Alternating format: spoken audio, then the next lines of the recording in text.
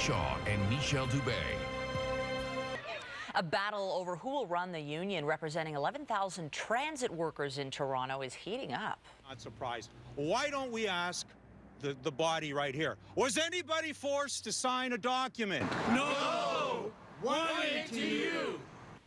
The American trustees are standing by the takeover that forced Bob Kinnear out as president. Meantime, the ousted Amalgamated Transit Union president claims the American-based union is intimidating local reps. Our Colin DeMello joins us now with the latest. Colin.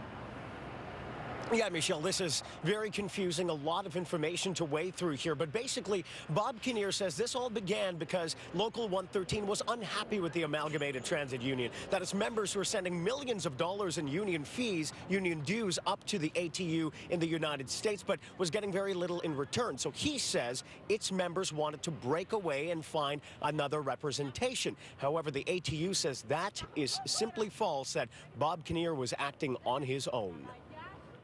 He is no longer the president of the TTC's Union Local, but Bob Kinnear says he is still fighting for his members to free them from the American-based Amalgamated Transit Union, which he says has been restrictive. This international union has infiltrated this local over the last 2 years.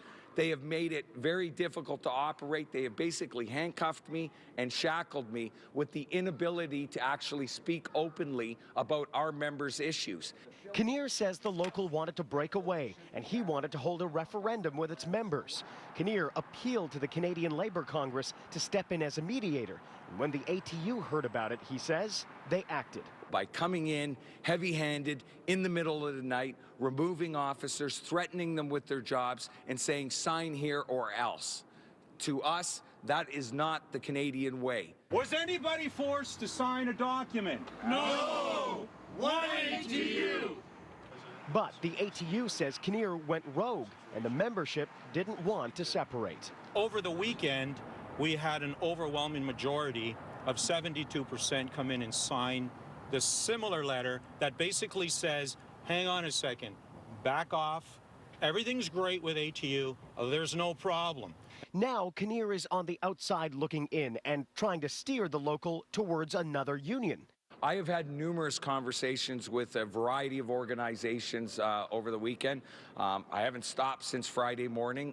There's been many substantial discussions, and they're progressing. It is unclear whether he has a path to success or if transit workers actually want it. But this is a fight that could drag on for months.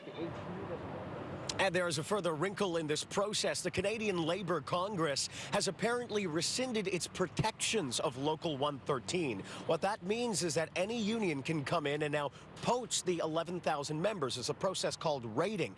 Bob Kinnear wants to do that, wants to basically take all of those members to another union. But whether or not the union members want it is a huge question mark. So basically going forward, this is a fight that is going to get nasty and ugly, and it'll continue for a few months yet. Reporting live, I'm Colin DeMello. Back to you.